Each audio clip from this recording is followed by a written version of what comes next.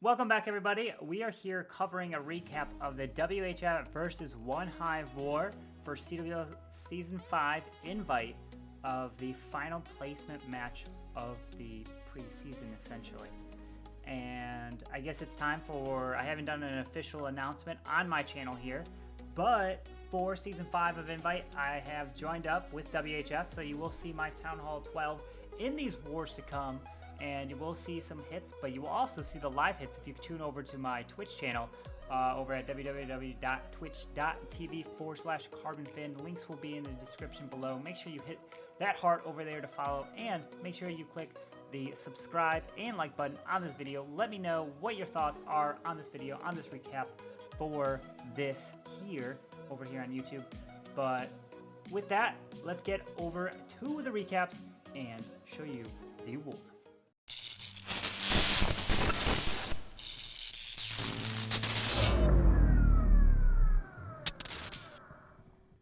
So for the first hit we got here is going to be Kratos versus Leia. And the beautiful thing about this hit was this was a fresh hit. So he had no scout, no understanding of where the Teslas, what was in the CC. So these hits can make or break wars because they will allow you to open up the war map. As you can see here, he's coming in with a lava loon, but he's using a wrecker to push his way into this base, not only to get an air defense, not only get at a single target inferno, but also to pull the CC and take out the queen, right? So if you could take out an air defense, take out the queen and pull the CC and also kill it in the same kind of push, just with a wall wrecker and king, then your queen can sweep somewhere else and help kind of pick off value. As you can see here, Kratos comes in and does exactly that. Then you're going to see him Lalo from the left side to avoid this sweeper here, and he's going to try to haste everything through to push his way through this base.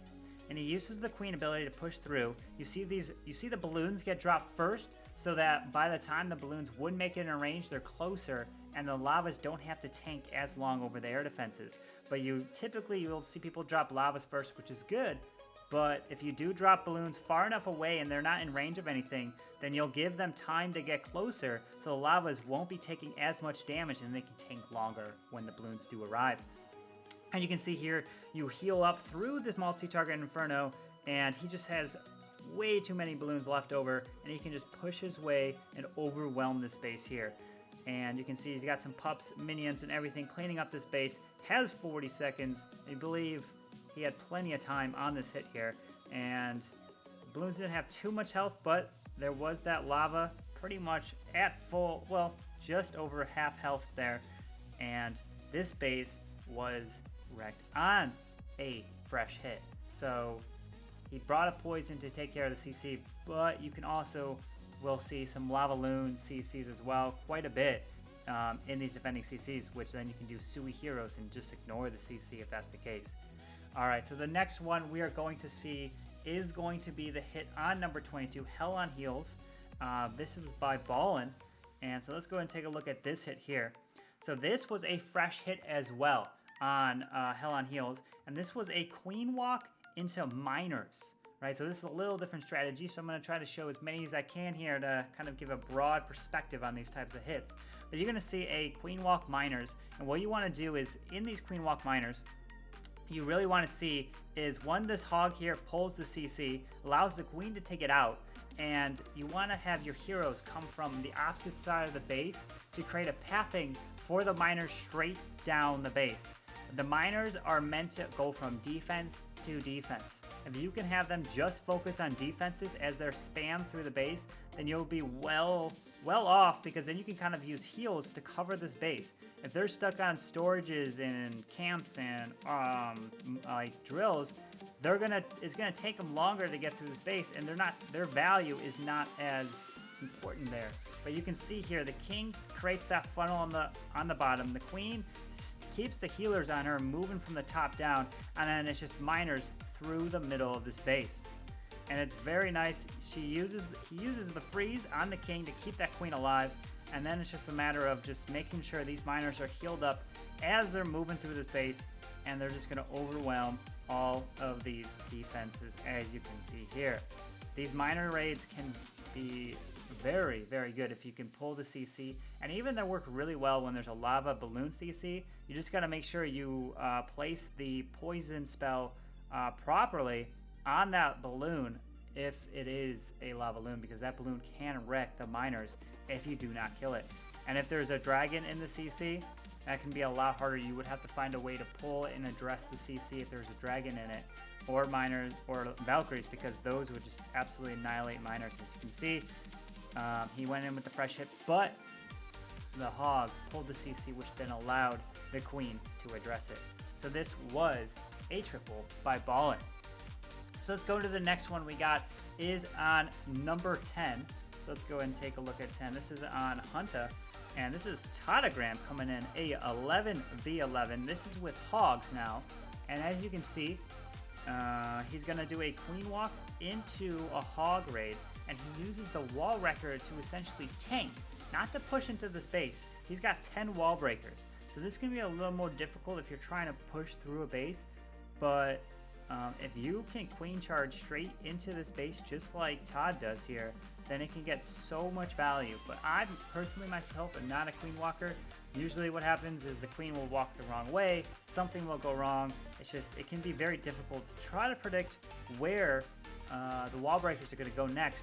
But as you can see here, as he clears this section, if there's no defenses in a wall compartment, wall breakers will not break it. So since he broke this section, wall breakers will ignore it and they'll move around and go to a section where there are defenses in it. And so that meant that this compartment here had the defenses, so the wall breakers target it. If this cannon was not there, wall breakers would not target that. They'll probably move further into the space. So the queen was able to push her way through the core of this base just like that, and wall breakers broke that inner wall right there, which allowed her to walk all the way to the eagle and essentially take it down. You're going to see the wall wrecker come from about the 1 o'clock position to tank for any of the defenses, so the hogs can make their way through, and then the hogs are going to come from this bottom side, pushing their way through with the warden. And I believe the queen does go down in this raid, but the healers transition off of her onto the hogs, and it just makes for a lot more value to get through this base. And as you're doing this raid, you have to be aware that you can time fail if you do not get your cleanup, aka your wizards and your minions, down quick enough, because the hogs will take their time through this base. And don't spam all those hogs in the very beginning. Make sure you have hogs to clean up the defenses as you're moving through so they can jump in. Otherwise, they're going to kind of jump from defense to defense on the outside and then come back in the base. You just want to make sure they have a clear path and they keep their momentum going through this base. And you can see Todd does exactly that. Has the final heal spell for the final section and the healers, keeping them alive. And then his cleanup is doing wonderful work here, getting everything down. Warden is not even touched. And look at all those hogs remaining in this raid. Beautiful hit by Todd, getting it done, and this was an 11v11, and this was a fresh 11v11 at that as well.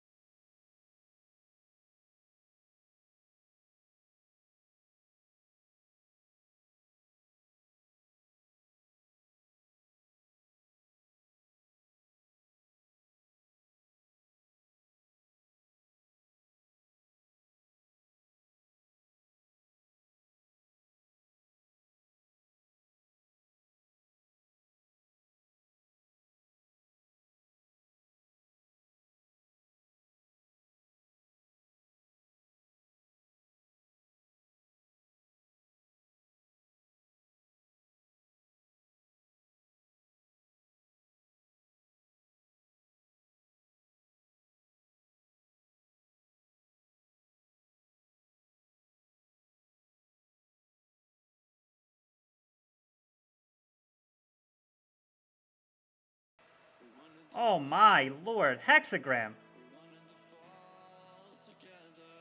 Take it easy, Hex. Oh my god. Wow. Oh, that was a beautiful hit. Holy crap. That was an absolutely beautiful hit. That was so beauty. So beautiful. Oof. That was nice. Jumped himself out of the base. Yeah, right? Oh. Damn, Hexagram. This is number 7. That's worthy of a recap video right there. So that was a beautiful hit by Hexagram, as you can see in that raid. It was just flawless. It had absolutely everything. You saw that queen jump out at the very end. It was pretty much a swag jump. It's just everything. That blimp getting through is wonderful value. It was a great hit. Now let's go ahead and watch the final recap of this war with WHF versus OneHive, and let's go ahead and show Wise Man on number 1 Scorpion. And this was a beautiful 12v12. Maybe got a little lucky on the queen kill, but it was wonderful value used on the queen walk and used the wall wrecker pushing into the town hall with the king. So as you can see here, the baby dragon is helping trim the edge so that the king stays in, going to the middle of the space. Queen walks on the edge, and he has the CC, which is over there. So this base was hit already, so he already knew what was in the CC. And then he decides to pop the wall wrecker early. So he did not want the wall wrecker to go all the way to the town hall and activate the town hall, because then it will already do a lot of damage to his troops. So he decided to pop it early, and then the king and everyone can meet up and get to this town hall together, and he wouldn't have to essentially wait, or he can get a lot more value. And then you can see the queen walking from 12 o'clock, and he breaks through these walls here. Out comes the CC of a bunch of archers, and I believe there was another, I think there was 30 archers and a baby dragon in the CC. So I was a little worried initially when he didn't pull all of the archers out, because there would be more, and the baby dragon. Remember, he's coming with hogs and he has no skelly spell. So he planned to address the queen in this queen walk, pushing all the way through this base. Drops a rage to keep that queen alive. And out comes the baby dragon and a few more trailing archers. Pops the warn ability to keep that queen up. Didn't pop the queen ability yet. But you can see the hogs are down now, but you can also see he has a wizard down. He's going to start dropping these wizards for cleanup, because if he doesn't do that, he's going to time fail. He's going to run into an issue. You can see this queen jumping over to grab the enemy queen, but she moves off of her, but the warden finishes her off and gets the enemy queen down. Wonderful. I was very surprised that happened, but hey, sometimes the luck is on your side. And then he uses the rage and heal to get through these final expos and inferno tower with the hogs. I believe the hogs do end up dying off, but he keeps the queen alive, which was huge. And if you can keep the queen alive in the whole raid, you're going to be well off to get that triple. As you can see, Wise Man continuing off here, and the queen's going to bust through this wall, make her way around the rest of the space, and pretty much clean it up for the 12v12 triple, as you can see here. And as you can see in the bottom left corner of the screen, you can see the hit rates for 12v12, 11v11, and 10v10. There were no 9s in this war. It is invite for CWL, so it is only Town Hall 12s, 11s, and 10. So there are no 9s, and you can see the hit rate right there is pretty even across the board, except we did go 2 for 3 on the 12v12 game, but they went 0 for 2. And there was quite a bit of dip fails across the board, you can see there. But as you see here, WHF did get the victory, 118 to 115. It was a 99.03 to 96.22. This is the CWL Invite Season 5 Placement Week 3. And in 2 weeks, the regular season will kick off, and the season schedule will be announced soon. But if you guys enjoyed this video, make sure you guys smash that like button. Make sure to subscribe. Let me know what your thoughts were. If you would like to see anything in particular, please let me know. If you guys want to watch the hits, my hits especially live, make sure to go tune into my Twitch channel and make sure you drop the follow there. But till next time, you all have a wonderful, wonderful day, and I will see you all later. Have a good one. Peace out.